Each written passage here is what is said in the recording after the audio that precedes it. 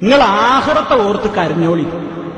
നരകത്തിൽ കിടക്കണ്ടേ, അതോർത്ത് കരഞ്ഞോളി. എല്ലാവരും അതോർത്ത് കരഞ്ഞോളി. മുജാഹിദിന്റെ ഒരു മൗലവി പ്രസംഗിക്കുന്ന സുബ്ഹാനല്ലാഹ് എന്താ പറയുന്നറിയോ? കോണോമ്പാറ തങ്ങളെ ചങ്ങലക്കെടോ, ഖലീൽ തങ്ങളെ ചങ്ങലക്കെടണോ, അത് വെച്ചുകൊടുത്താ മോനെ. നമുക്കറിയുമോ മലപ്പുറത്തെ സലാത്ത് നഗറിൽ കഴിഞ്ഞതിന്റെ മുമ്പത്തെ വർഷത്തെ സലാത്ത് നഗറിൽ എത്ര ക്യാഷ് കൗണ്ടർ ഉണ്ടായിരുന്നു? 62 ക്യാഷ് കൗണ്ടർ ഉണ്ടായിരുന്നു. ചാക്കിൽ കെട്ടിയിട്ടാണ് 1000ന്റെ നോട്ട് ലോറി കയറ്റിക്കൊണ്ടത്. ചാക്കിൽ കെട്ടിയിട്ട് അവിടെ വരുന്ന 2-3 ലക്ഷം ജനങ്ങളോട് പറയാ, ആ നിന്ന അത്രയും അടിക്കില്ല പൈസ. അപ്പോ എറണാകുളത്ത് MG റോഡിൽ 60 ലക്ഷം റുപ്യ അവിടുത്തെ ഒരു സെന്റിന്. അപ്പൊ പാവപ്പെട്ടവൻ എറണാകുളത്തുകാരൻ അന്ന് നിന്ന സ്ഥലത്ത് എറണാകുളത്തിന്റെ വില എടുക്കണ എത്ര ഉണ്ടാവും?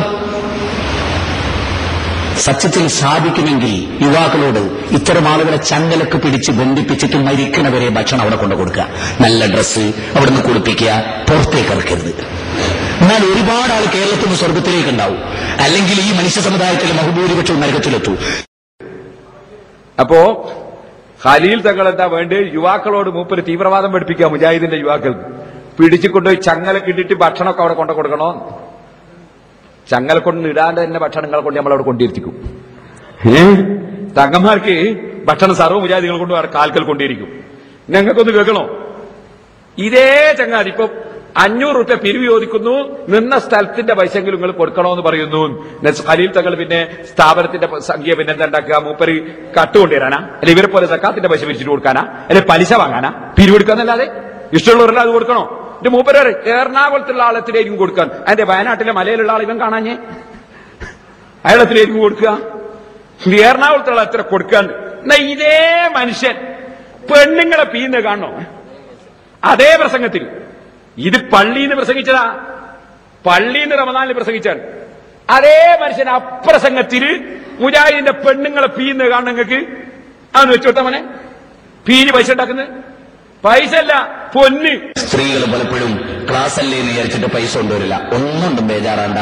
കയ്യിന്റെ 2 വിരലിലുള്ള മോതിരം, കൈത്തണ്ടയിലുള്ള വള, കഴുത്തിലുള്ള മാല, അരയിൽ തൂക്കിയ അരഞ്ഞാണം, ഇതൊക്കെ ആഭരണമാണ്, ഇതൊക്കെ സ്വർണമാണ്, ഇതൊക്കെ പുണ്യമുള്ള കാര്യമാണ്. അതുകൊണ്ട് അത് അഴിച്ചിട്ട് അവിടെ ബക്കറ്റുണ്ടേ അവിടെ ഇടുക. 1 പവൻ, 2 പവൻ, 5 പവൻ. ഇത് വെറുതെ പറയല്ല, സ്വർണം വേണമോ സ്വർഗം വേണമോ എന്നാലോചിക്കുക. എന്താണ്? സ്വർണം വേണമോ സ്വർഗം വേണമോ എന്ന് ആലോചിക്കുക. എന്താ വേണ്ടത്? സ്വർണം വേണമോ സ്വർഗം വേണമോ എന്നാലോചിക്കുക. എന്നിട്ട് കേട്ടോ, ഖലീൽ തങ്ങൾ സലാത്തി എല്ലിട്ട് പിരിവെടുക്കുമ്പോ ഞങ്ങളൊക്കെ എടുക്കാറുണ്ട് പിരിവ്. ജനങ്ങളെ നമുക്ക് അള്ളാനോട് ദ്വാരക്ക, സ്വർഗം തരാനും നിങ്ങൾക്ക് നിയമത്ത് തരാനും രോഗമാർഗം ദ്വാരക്കാന്നേ പറയുള്ളൂ. ഇവർ ഓഫറാ. മൗലവി പറ, സ്വർഗം വേണോ സ്വർണം വേണോ? മൂപ്പരെ ഏൽപ്പിച്ചല്ലേ ഇത് കൊടുക്കാനേ. ഏയ്, സ്വർഗം കൊടുക്കാൻ ഏൽപ്പിച്ച മൗലവി സ്വർഗം വേണോ സ്വർണം വേണോ? അവനാന്റെ കാര്യം തന്നെ അവിടെ കഷ്ടായിരിക്കും. 5 പവന് അരഞ്ഞാണോ എല്ലാം ബക്കറ്റിലും കിട്ടോളി. ഇയാളാ പറയുന്നത് അതേ പ്രസംഗത്തിൽ. നിങ്ങളൊന്ന് ആലോചിച്ച് നോക്ക്. ഇനി ഒന്നും കൂടി കേട്ടോളി. ഇയാൾ എന്നെ പറയുന്നത് വലിയ പൈസയാണെങ്കിൽ എന്റെ അഡ്രസ് വാങ്ങിയിട്ട് എനിക്ക് അയച്ചു തന്നാ മതി. അതൊന്ന് കേട്ടോളി, അതൊന്ന് കേട്ടോളി. വലിയ സംഖ്യ തരാൻ ഉദ്ദേശിക്കുന്നവർ ഞാനുമായി ബന്ധപ്പെട്ട് നമ്പർ വാങ്ങി അഡ്രസ് വാങ്ങി അത് അയച്ചു തരിക. വലിയ സംഖ്യ തരാൻ ഉദ്ദേശിക്കുന്നവർ ഞാനുമായി ബന്ധപ്പെട്ട് നമ്പർ വാങ്ങി അഡ്രസ് വാങ്ങി അത് അയച്ചു തരിക. കണ്ടില്ലേ? മൂപ്പരായിട്ട് ബന്ധപ്പെട്ടിട്ട് അഡ്രസ് വാങ്ങിയിട്ട് അയച്ചു കൊടുക്കുക പെണ്ണുങ്ങള്. നല്ല കോളായി.